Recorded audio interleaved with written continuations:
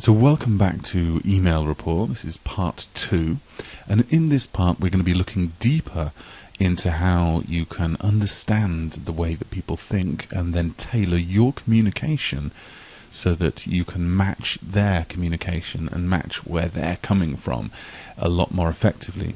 We're also going to be looking at the way that you can delete objections and the way that you can gain agreement with people, even if you disagree.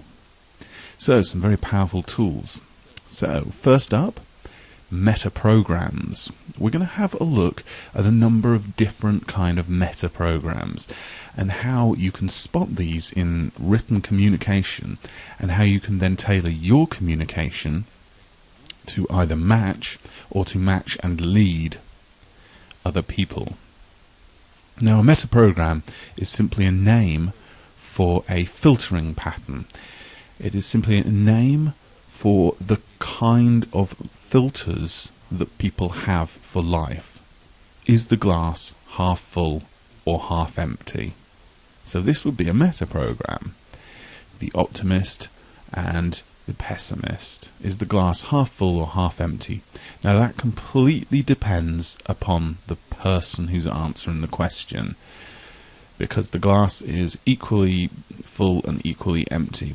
But it's up to the viewpoint of the person to decide whether they perceive it to be half empty, lacking, missing, or whether it's half full. So we're going to have a look at these same kind of very, very simple meta programs that we can look for in people's language that's written. The first one up is proactive, reactive. Now, a reactive statement is the kind of thing that people will say, let's just see what happens. It's just a case of waiting and seeing what comes in. So this is very reactive. There is no action being taken. Let's just wait and see what happens. Rather than, hey, let's go out there and get this, which would be a much more proactive statement. I will get this done. I can do that. So when we look for the reactive and the proactive statements, we understand whether the person is proactive and active and motivated and a go-getter, or somebody that's just going to sit back and wait for things to come to them and be very reactive. Now, a reactive kind of person is going to be somebody that maybe you need to motivate. Maybe you need to communicate and you need to continue to push that person into action. A proactive person is already going to be there. They're already going to be taking action and waiting for you to catch up with them. Okay? Proactive is going to be somebody that moves very quickly, and their emails are going to have a point and have a purpose, and we're going to move very quickly and get to the crux of the situation. Whereas reactive, let's just see what happens. Now, with the reactive statements, we can pace the reactive statements and then start to lead them into more proactive. So I agree, we can just see what happens. And also what we could do is we could send an email to these people and see if they're interested. Yes, I agree, it is just a case of waiting and seeing what comes in now. And while we're waiting, what we could do is actually go and see so-and-so, or write an email, or we can do this. So again, we're going to pace the reactive statement. We're going to pace the reactive, let's just see what happens. And then we're going to lead it into a much more proactive. And while we're waiting to see, why don't we do this? Now, that is something that you don't do. Why don't we do this? Okay? So let's just see what happens. And while we're waiting, why don't we do this? Now, if you ask any young child why they don't do such and such, why don't you go and tidy your room? They will tell you why they don't go and tidy their room. There's something on television. There's more exciting things to do. They're in the middle of some colouring in. Any number of things.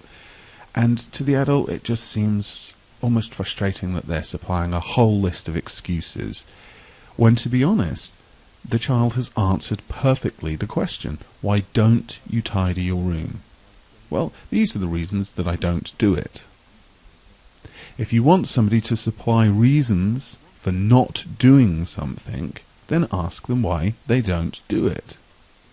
In our language, it's an idiomatic kind of sentence. People just say, why don't we do this? And they expect people to go, yeah, that's a great idea, we'll do this. However, you are actually asking the person why they don't do that. Now, you see it all the time. People say, why don't you pay online? Why don't I? Oh, it means going and setting up an account and blah, blah, blah, blah, blah. You set their unconscious mind on the task of finding all the reasons why they don't do that activity. And if it is just a simple written statement, why don't you pay online? Then they're not going to answer that question, but it is a question, but unconsciously they will answer that question. And they will answer it with all the reasons that they don't, because that's what the question was. So, let's see what happens. Yes, I agree, we should let's see what happens. And while we're waiting, well, let's go and send some emails to these people and visit them in their office. They said we could drop by any time. So we pace the let's see what happens and we move it into a proactive area. Why don't we? We don't. Why don't we? I was just wondering if you'd thought about using our service. I was just wondering how interested you would be to use our service. So I was just wondering if you had thought about using our service. That's me laying back, sitting back, wondering about whether you have thought about doing something. Whereas I was just wondering how interested you would be to use our service. That's me wondering how interested you're going to be to use our service. Have you thought about using our service with this aspect of your business? Have you thought about this? So being much, much more proactive. Now the next meta program that we're going to look at is the Towards and Away meta program. The Towards and Away meta program is characterized by things like, I don't want to be fat. Now a lot of people will say, oh, I don't want to be overweight. What they do want is that they do want to be thin. Now some people will tell you what they don't want to be. Oh, I don't want to be poor. I don't want to be hard up all the time. I don't want to have no money. While other people will tell you, I do want to have more success. I do want to have more money. I do want to be richer. I do want. I do not want. I want to get away from. I want to stop being. I've had enough of. I do want to be. So some people will be motivated by getting away from what they don't want, while other people are much more focused on what they do want and what they can achieve. The law of attraction talks about focusing on what you do want rather than focusing on what you don't want. And generally speaking, the more amount of time that you spend thinking about the things that you don't want, the more that you're creating representations of those things in your mind. The more that you're thinking of those things, the more that you're picturing those things, the more that you're spending your time thinking about what you don't want. Well, if you were to spend your time focusing on what you do want, it would be much more motivating. If you were to spend your time thinking about what it is that you do want to achieve, then it would draw you towards that more. Then if you spent your time thinking about all the things you can have and do want, then you're open to seeing the opportunities that are there in front of you.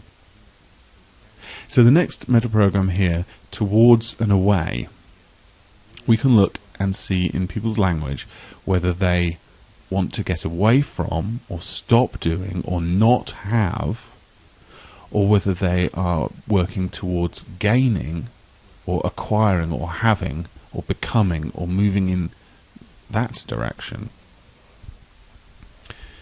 And again, once we spot the towards or the away statements that these people make in their emails, we can start to paste them. If they are towards statements, if they are towards achieving something, towards achieving a goal or achieving the successful meeting or whatever it is, we can use our language in the same way and just use towards statements. So if people make towards statements about what they do want to achieve, then that is what we match. We just use statements that are about getting what we want. If people are using away from statements, then again we pace the away from and then lead to the towards. So we can pace, I know, yeah, that it's difficult, we haven't had much money, and I agree with you, I want to stop being in this situation, not having money. In fact, what I do want to do is to start looking at new ways that we can add income streams, income revenues to our business, and that I do want to find different ways that we can enter new marketplaces, or that we can talk to new client bases that we've not spoken to before. So we're pacing all the things that they don't want the away from, and then focusing the majority of the communication on what it is that we do want. So again, we're leading them towards the things that they do want. A very powerful couple of meta programs there. Now the next meta program that I want to talk about is the same different meta program. So with this one, it's fairly self-explanatory, same or different. It's how people perceive things. So that's just like the one I've got. Same.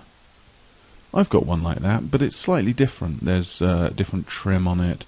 It's got a different handle and edging. It has a different...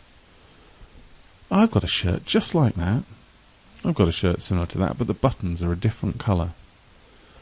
So are you focusing on the similarities, or are you focusing on the differences?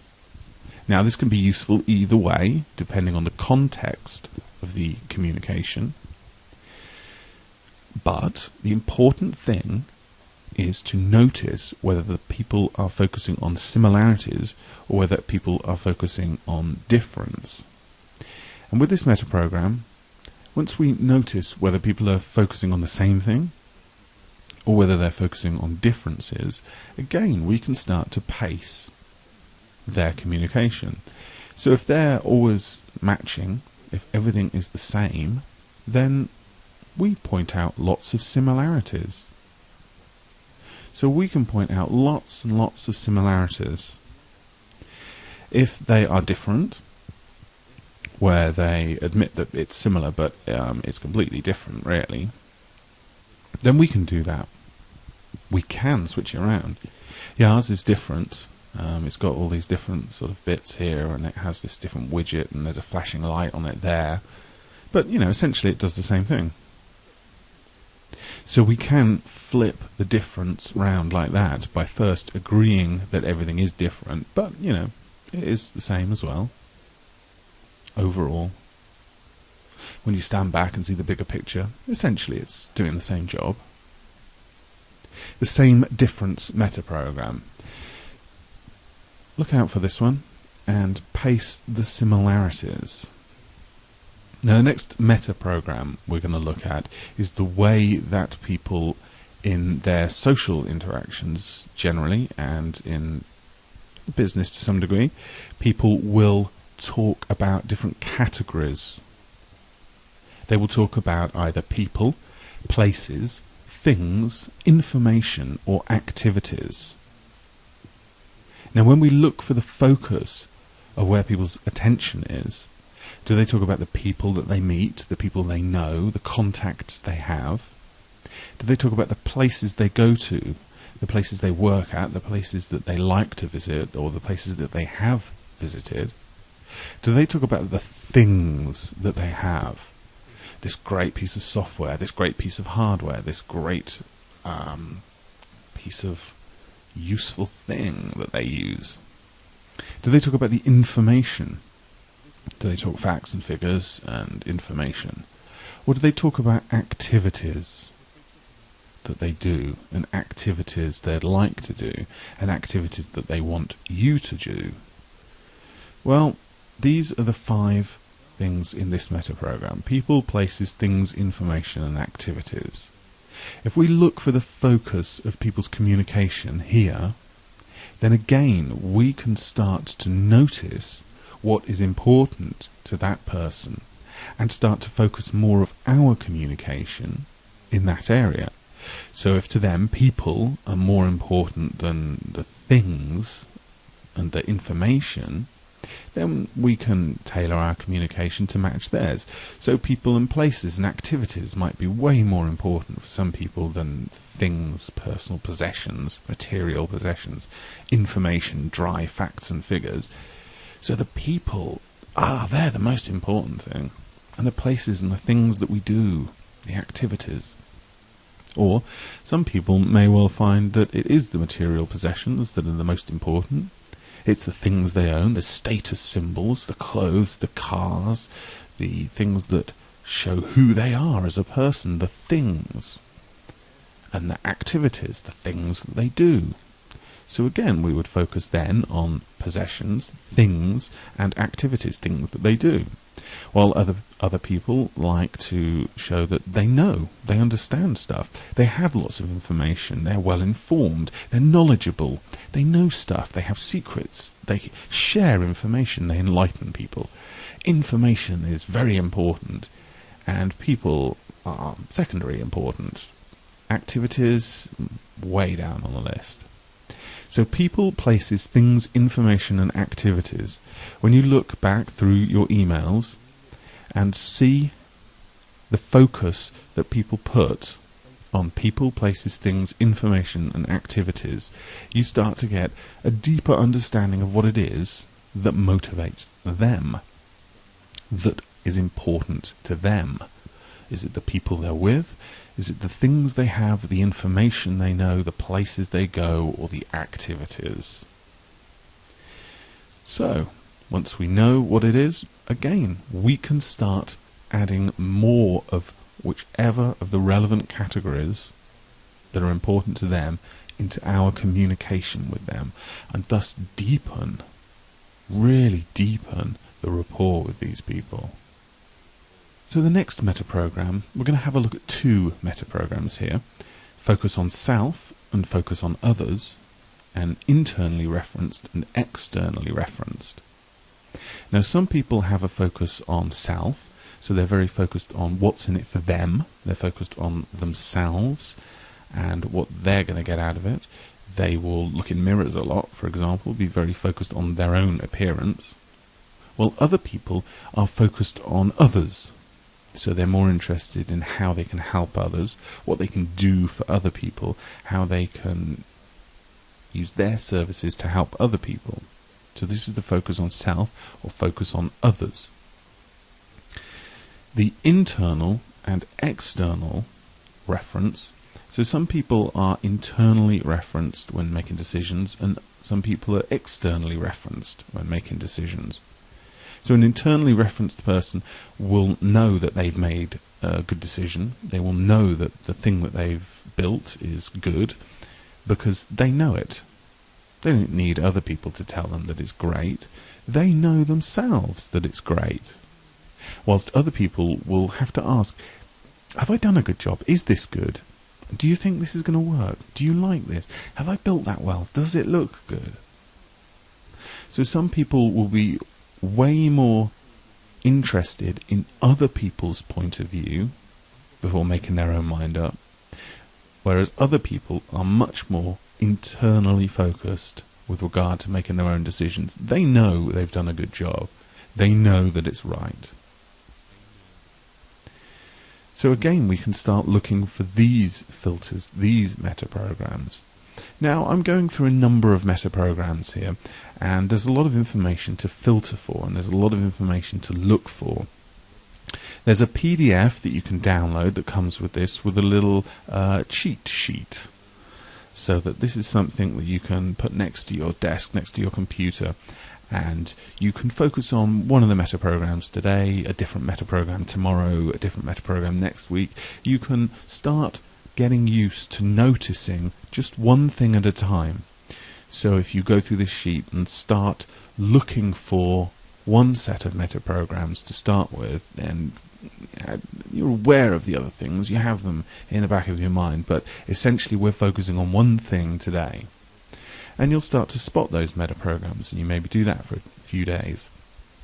Then you start to focus on a different set of meta programs, and because you've been looking at one of them, whenever they pop up, you'll automatically spot them and start replying in a fashion that makes sense with regard to that meta program, either pacing it or pacing it to lead.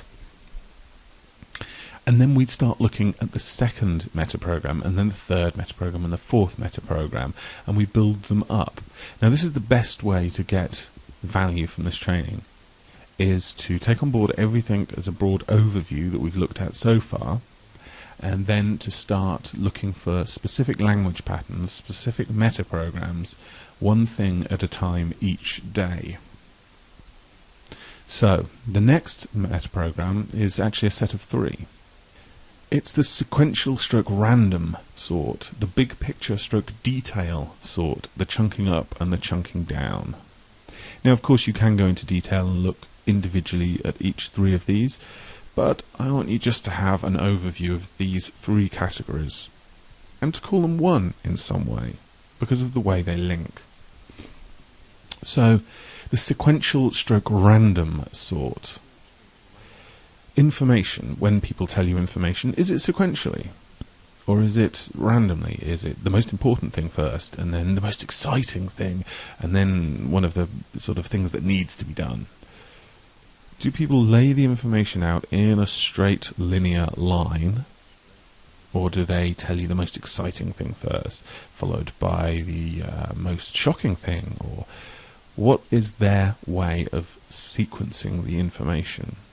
Sequentially or randomly? The big picture detail, again, this is about how people view things. Do they want to get right in there with the detail? Or do they want the overall big picture, the overview? So some people much more are interested in the overview, the big picture, than they are the details. Whereas other people are much, much more focused on details, having all the details, the small detailed information first, followed by how that fits into the big picture. And chunking up and chunking down. So, chunking up and chunking down can be very useful in gaining agreement, because if you don't agree on one level, then we can chunk upwards to gain agreement. Chunk laterally and then chunk back down. Now, chunking is where we move the focus of our attention. So if we're talking about a topic, do we find similar examples of that topic? This would be chunking laterally, chunking sideways. We find similar examples. Or do we want to go down into the details? Yes, we can build this website. Well, what colour is it going to be? Which page is the sign-up form on? What text font are we going to use? How big are the full stops going to be? You can chunk right down to the most minute detail. Or we can chunk upwards. Yes, building this website is important. How is it going to make us the global leaders in this field? How are we going to have this to be ranked number 1 website in the world, the Alexa rank of number 1? We can chunk all the way up, or we can chunk right the way down, or we can chunk sideways. Yes, this is a great website, and have a look at this one. This is another example of a really cool website similar to ours, and this one over here as well. This one is very similar to ours.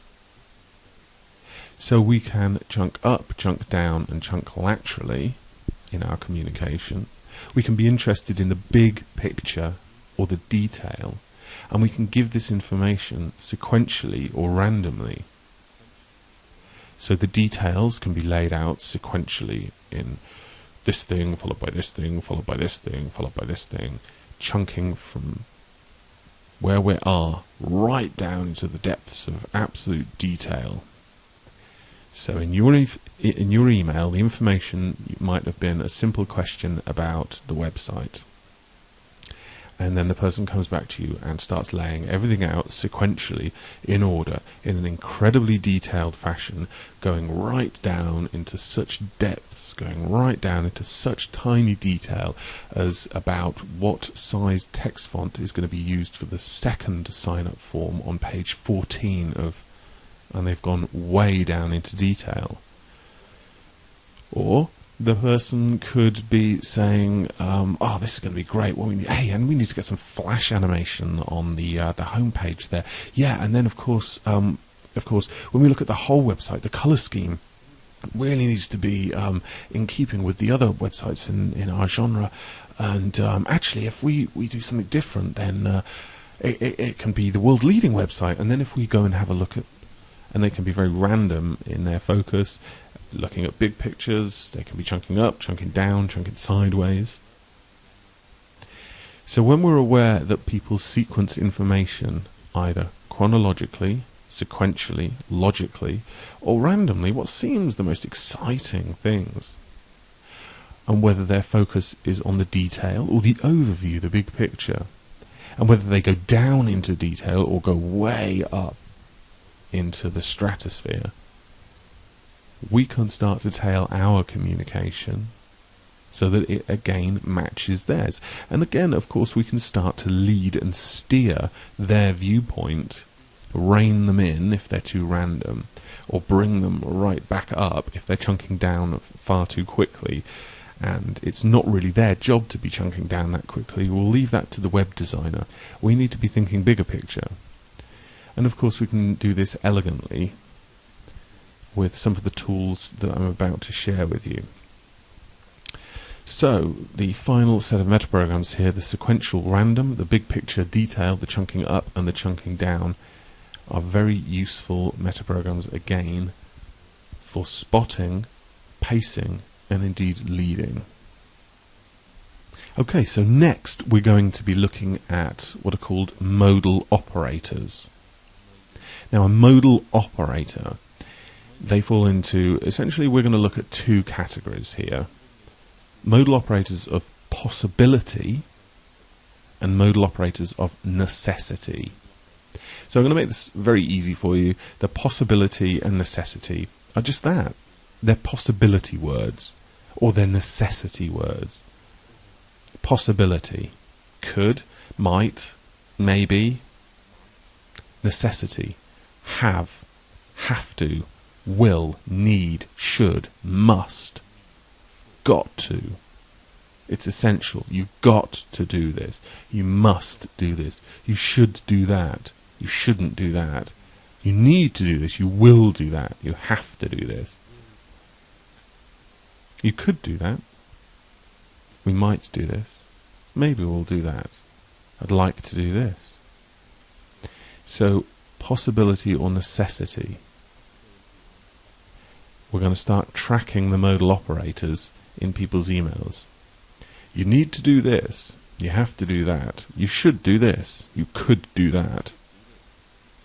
If people use could a lot, then we're going to use could or might or maybe.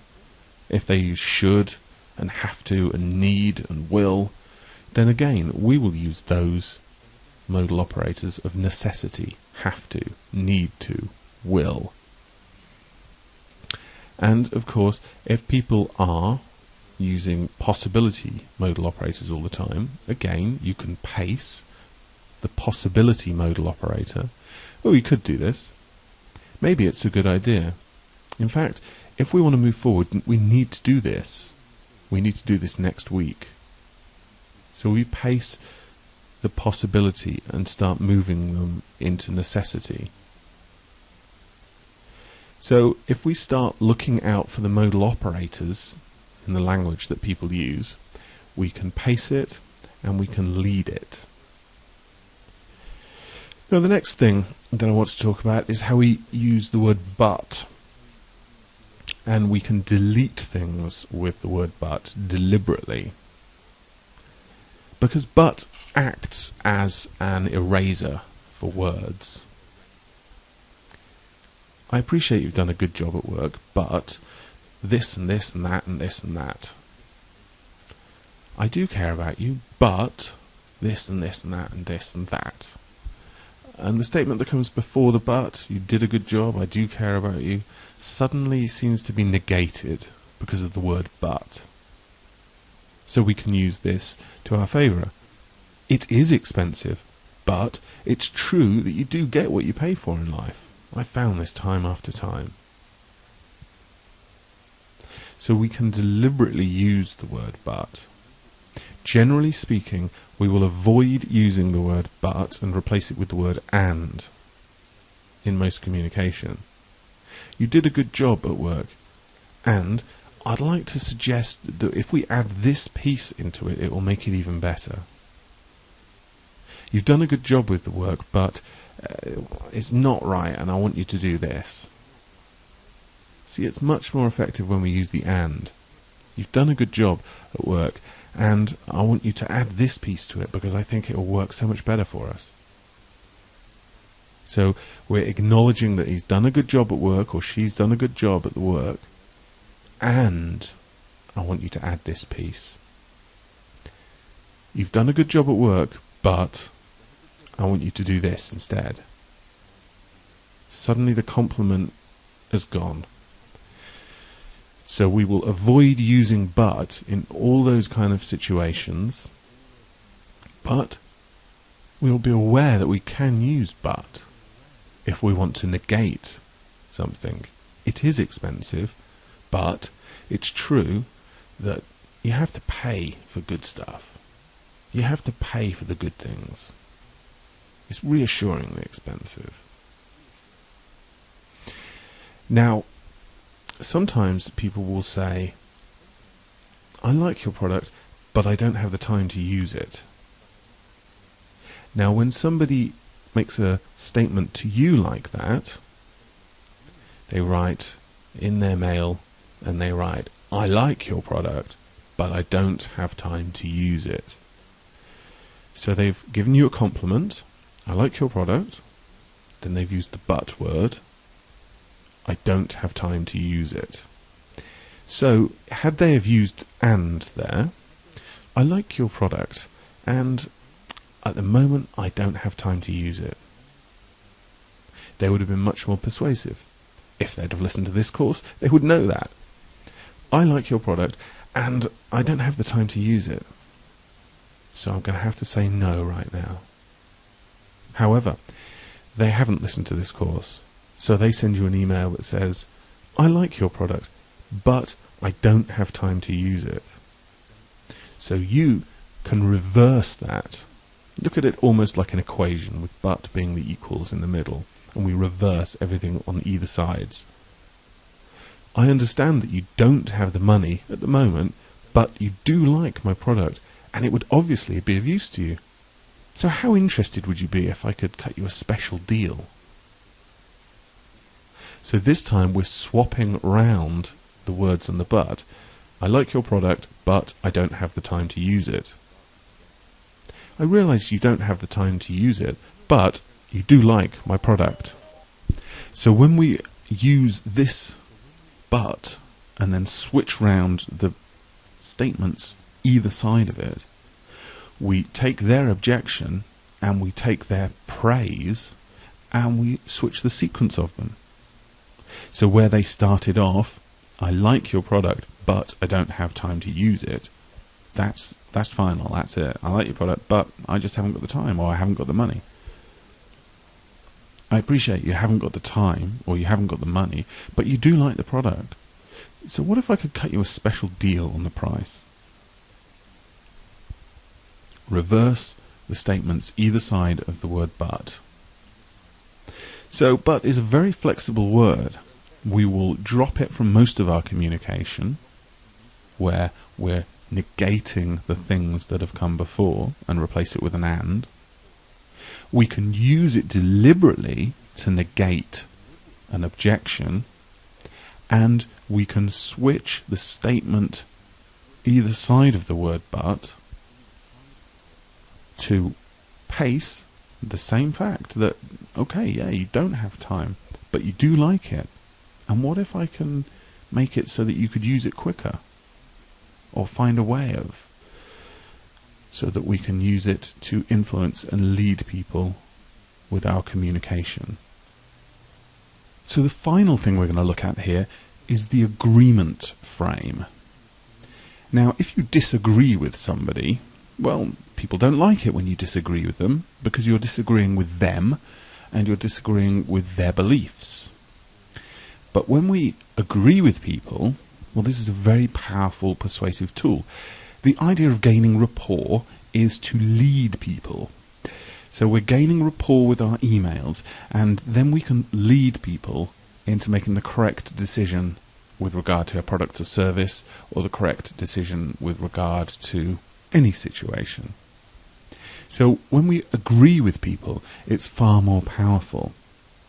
Now, we've already covered that if we agree and then use the word but, I agree with you, but I think it should be like this, then that breaks the rapport. I agree with you, but I think we should do this instead. How about, I agree with you, and I think we should do this as well? So that we can add our piece to what we're agreeing with. Now, we might not agree with what the person has said, but we can agree with the fact that they believe that that is correct. So I agree that you think this is the right idea, and I'm wondering if we should also try this out. Works so much better than disagreeing or saying, no, that's wrong, we should do this. Because those modal operators, we should do this. When people tell you, you should do this and you shouldn't do that, well, it starts to get people's backs up. I disagree. That's not right. We should do this instead.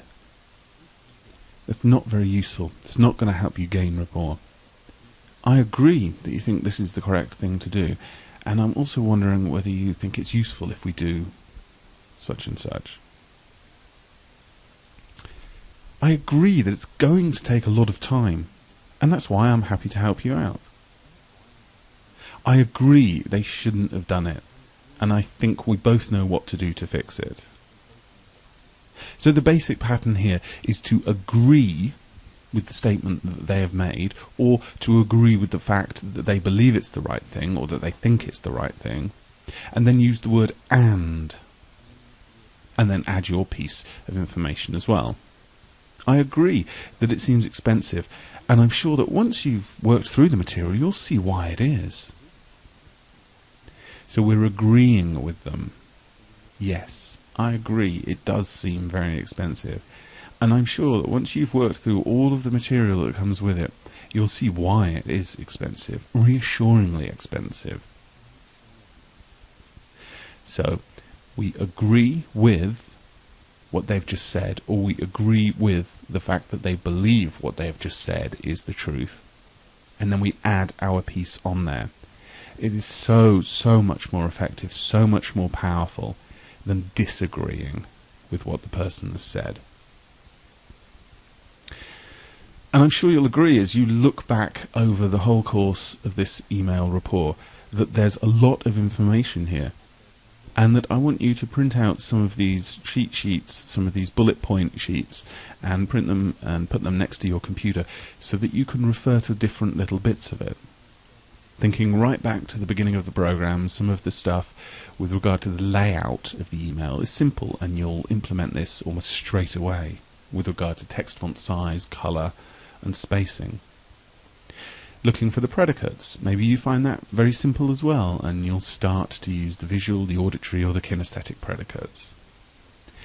And then as we start to go deeper into the use of certain words and into the meta programs and to the embedded commands, I want you to print out and choose one of these things each day, a different meta program, and look through all the emails that arrive in your inbox and see if you can spot examples of that meta program or that language pattern being used. And so day by day, over the next week or two, you practice each one of these little things individually just by focusing on one thing. So you're not taking any extra time out of your day. You're not doing anything different or anything extra. You're just in the back of your mind having one of these ideas, one of these meta programs, one of these language patterns, and you're scanning for it each day. And every time you spot it, you paste that language pattern or you lead to the place that you want to go. So have fun with this rapport course, with this email rapport course. Take a look back through over the whole thing, make some notes, print out the cheat sheet PDF notes that I've made for you, and gain deeper rapport with people via email.